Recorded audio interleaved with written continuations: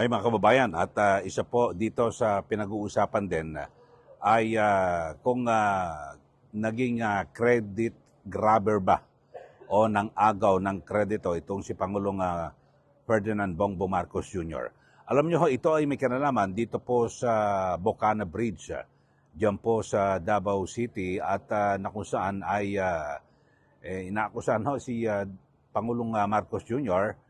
na hindi man lang binigyan ng importansya yung mismong yung gobyerno ng China at ito pong si dating Pangulong Duterte. Alam nyo, maliwanag naman ho at ako sa aking pananaw ay parang tila nabastos, no?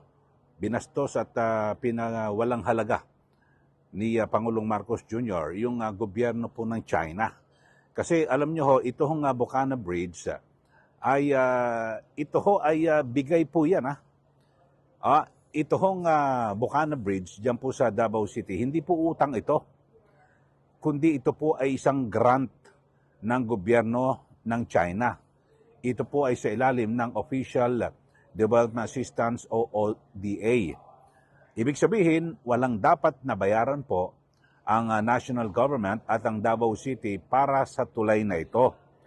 At ang tulay ay tumatawid sa Davao River sa may bunganga o bukana bilang bahagi ng Davao City Coastal Road Project.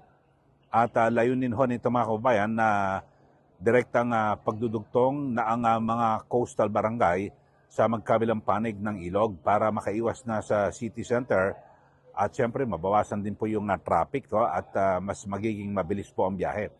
Pero dito ho ay nagsagawa po ng inspeksyon itong si Pangulong Marcos Jr. at siyempre mismong ang mga taga Davao ay nagulat dito ho kasi alam nyo ang proyektong ito nagkakalaga ng humigit kumulang na 3.1 billion pesos. At ito po ay ganap na sagot ng China bilang grant at siyempre ang nagpatupad po dyan ay ang DPWH. So, ito ho ay isang halimbawa ng tinatawag na infrastructure diplomacy kung saan may tulay, walang utang at malinaw ang benepisyo sa publiko. Ito ho, para po sa kalaman ng ating mga kababayan ay kasi maging yung mga, siguro hindi lang mga taga Davao ang nainsulto dahil sa ito po ay sinimula noong 2018 ho. Sa panahon pa ho ng panunungkulan ni dating Pangulong Duterte. At ito po ay sa pagitan ng China at ng Pilipinas. Ang pinakamasaklap po nito mga kababayan ay bukod sa hindi na pinasalamatan ng Pangulo, ni Pangulong Marcos Jr., si dating Pangulong Duterte, pati yung China ni hindi ho binanggit ni Pangulong Marcos. Libre ho itong ibinigay sa atin na siyempre isa ka bilang Pilipino, magpasalamat ka naman sa nabigay. At siyempre sa pinagmulan nito hong proyektong ito, babalikan lang ho natin yan maya-maya. 2018 nangyari ho yan. Pero ito, pakinggan nyo ho muna mga kababayan, itong naging pahayag ni Pangulong Marcos dito po sa Bocana Bridge na ito nang siya po ay bumisita. Panoorin po natin at hihimayin ho natin. Andito ngayon tayo sa Bocana Bridge. Nakakatapos, it is a 1.3 kilometer bridge. Kasama ito sa buong bypass na ginagawa around the Davao City. At ito'y sinasabi, ang estimate natin, na ang biyahe na dati halos 2 oras ay mababawasan, magiging mga 25 minutes, 20 minutes na lang. Kaya't malaking ginhawa. Lalong-lalo na ay ngayon na magpapasko tayo, alam naman natin nangyayari sa traffic. Kaya ito ay magagamit, we will open the bridge on the 15th, December 15, gagawin na. Matatapos yung buong bypass by December 2027. So tuloy, tapos na lahat ito all the way. Kaya't ito ay nagsimula, na-approve ito noong July ng 2022. Nagsimula ito ng 2023, early 2023. Late 2023. I'm sorry, late 2023 kasi mga approval. At ngayon ay tapos na. Kaya't natulungan naman tayo ng ating mga Chinese na contractor dahil ang ganda ng technology nila kaya't napakabilis at marunong talaga sila magpatayo ng magandang tulay, magandang infrastructure na mabilis at nasa tamang gastos, nasa tamang presyo. So this is one of the four major projects that our legacy projects that we will be finishing in Davao and its environs. So nakatapos na tayo, marami na tayong nabuksan na section dito, and this will be now another major part of this bypass road. So I'm congratulating the DPWH for their good attention to this matter, and lahat ng nagtrabaho rito, congratulations, at we're looking forward to December 15 kung kailan meron ng dadaan na traffic dito. O, yan po ang naging pahayag ni Pangulong Marcos Jr. at na kung saan ito hong sinasabi ng Pangulo na ang buong proyekto ng tulay ay sinimulan at natapos sa ilalim ng administrasyon ni Pangulong Marcos. Totoong sinimulan ang proyekto. Pero sinimulan yung pag-uusap at maisara yung kasunduan dyan sa panahon ni Pangulong Duterte. Di po ba? So ito, sabihin muna natin, ito yung binabanggit ng Pangulo. No? So in-inspection niya ho yan at dahil sa natapos po ng yung construction dyan po sa Bocana Bridge at kilala bilang Davao River Bridge. At nagmarka sa isang mahalagang yugto na nagpapatuloy daw sa Davao City Bypass Construction Project. So sabi ho ni Pangulong Marcos Jr., ito sinasabi, yung estimate daw ng biyahe dati halos 2 oras ay mababawasan, so magiging 25 minutes o 20 minutes na lang. So maganda ho. Wala na hong question dito no, sa magiging sabihin natin na epekto at benepisyo para sa mga tao. So sabi po ni Pangulong Marcos ay itong 1.3 kilometer na tulay ay inaasang makapagpapagaan ng malaki dito po sa mga taga Davao. Totoo ho yan mga kababayan. Pero ang masaklap nga ho rito hindi man lang pinasalamatan ni Pangulong Marcos yung gobyerno ng China at siguro parang kortesiya lang ho. Pati kay dating Pangulong Duterte. O ito, re-reviewin lang ho natin mga kababayan. At para, ito yung katotohanan lang ho Ito, yung pecha ho ng planuhin itong proyektong ito, itong Bocana Bridge na ito, ay noong 2018. O 2018, sino ba Pangulo noon? Diba si Duterte. At ang bridge na yan ay natukoy at bilang bahagi ng future coastal bypass, coastal road plan para po sa Davao City. Ayun ho. Tapos sinundan ho niyan ng October 3, 2018 pa rin ho. So yung local media ay diyan po at nabanggit na ho na i-report na ho yan na itong Davao River Bridge sa Bocana Project nagkakahalaga ng estimate na 1.5 billion. Noong panahong yan. Pagkatapos niyan, mga kababayan, December 9, 2020, ay nagkaroon na po yung formal na grant agreement. So, naglagdaan na po sa pagitan ng gobyerno ng China at ng Pilipinas at sa pamamagitan ng Department of Public Works and Highways o DPWH para sa Bocana Bridge sa project. Tapos ay noong 2021 ay yun na ho, planado na, inayos na po yung mga plano at yung mga detalye at pati yung construction, kumbaga inilatag na ho.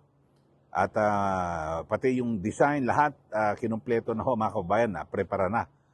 Tapos pagpasok po ng July 1, 2022, ay yun po, nagkaroon na po ng notice to proceed. At inisyo na po yung design and lahat na po mga kababayan inayos na, no? Talagang planchado na. Tapos ay November 3, 2023, yun yung civil works contract signing between DPWH at contractor yung sa China Road at yung Bridge Corporation. So yun ho, 2023, tapos sinundan ho yan 2024, sinabi ng DPWH na ito yung nasa yung estado ng ng proyekto. Tapos January 27, 2025, yun, nagkaroon po ng site inspection at pinakita yung progreso ng proyekto na umabot po sa 3.126 billion pesos. Mga kababayan. At noong June 2025 ay yung final structural works. Yun ho. Tapos December 4, 2025 yung official inspection and inauguration na pinangunahan ni Pangulong Marcos Jr. at nakusan ay bubuksan po ito sa publiko ng December 15, 2025. Pero dito ho, mga kababayan, ulitin ko lang ho, ito hong Bukana Bridge ay nagsimula sa panahon ni Pangulong Duterte. Alam naman natin na malapit po siya sa China. Kaya nakakuha ho siya dito. Libre, ulitin ko ho ito, libre. Ni isang kusing wala hong binayaran dito ang gobyerno. Yung gobyerno ng Pilipinas at maging Davao City, yung local government, wala po. Kasi ito po ay grant. Ibig sabihin, hindi utang, kundi grant, bigay ng China sa ilalim po ng Official Development Assistance o ODA. Ano ba naman yun na sana binanggit naman mismo ni Pangulong Marcos Jr. na inacknowledge mo na lang. Kahit na huwag mo na pasalamatan, kumbaga sa yung kinilala mo na lang. Itong proyektong ito ay nagsimula sa panahon ni dating Pangulong Duterte at syempre at higit sa lahat ay pasalamatan natin ang gobyerno ng China. Sana ganun ho, mga kababayan. Dito ho lumilito, parang binastuson ni Pangulong Marcos Jr. naman bukod kay dating Pangulong Duterte, yung mismo ng yung gobyerno ng China. Kayo ho, ano masasabi niyo ho rito, mga kababayan? Kasi ito ho, maliwanag, nagsimula yung project sa panahon ni Duterte. At ang higit po sa lahat, gumastos po ng mahigit sa 3 bilyong piso ang gobyerno ng China dito ho para gawin yung tulay na yan. Walang gastos po ang Pilipinas. Ano ba naman yun na talagang sana ay inihandaman lang ng gobyerno natin. At inimbitahan doon yung mga kinatawan. Siguro sa embassy ho. Mula po sa China. Sa embassy. Tapos yung sa Davao City, siguro bilang pakilala kung sino man yung nasa City Hall, di ba? Wala po sinolo. Kaya ngayon, ang binabang ito, masyado namang credit grabber, o masyadong inagaw ho ni Pangulong Marcos Jr. Ito hong Bukana Bridge. Kayo ho, sa ating mga taga-subaybay, dito po sa ating channel, ano pong masasabi nyo ho rito? Kasi nagsimula po yung pag-uusap na isara po yung kasunduan sa panahon po ni Duterte. At bigay po ito libre ng China.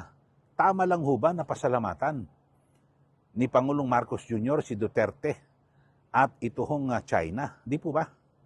O kayo, sige, magbigay na po kayo ng comment dito po sa ating channel at para maibulalas nyo rin po yung inyong mga pananaw. Ako sa aking pananaw bilang isang matwid at matinong leader, pasasalamatan ko ho yan, mga kababayan, di po ba? Mismo yung dating Pangulo, ano ba naman yun? Na i-acknowledge mo lang na, eto nagsimula itong proyekto at yung planong ito nabuo sa panahon ni dating Pangulong Duterte at higit sa lahat ay pinasasalamatan ko ang gobyerno ng China na sila po ay nagbigay ng ganitong napakahalaga at marami magbebenepisyo ng mga Pilipino dito po sa tulay na ito.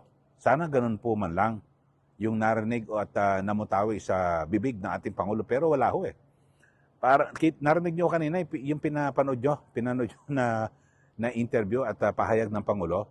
Ang binanggit pa ho, Chinese contractor hindi man lang gobyerno ng China. Talagang parang masyadong binastos naman yung nagbigay. Baka sa mga susunod, wala na ho magbigay sa atin ng ganyan.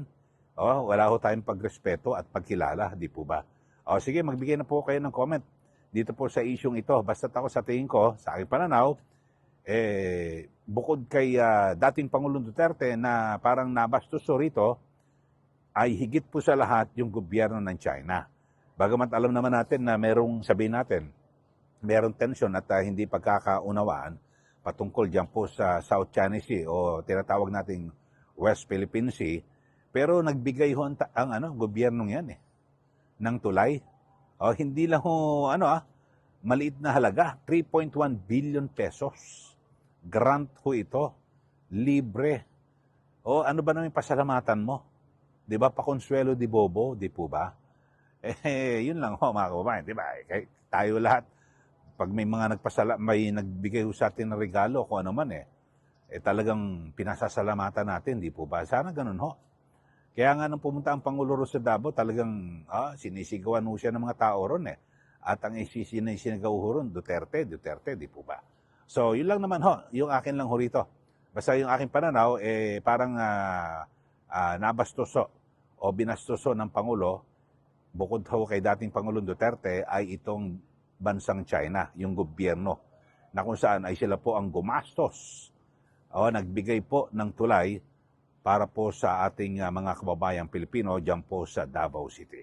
Okay, sa mga bago lang po sa ating channel, subscribe na po kayo at huwag niyo pong kalimutan na i-like at i-share. Maraming salamat muli. Ito po si Ka Eli. Magandang araw po sa ating lahat.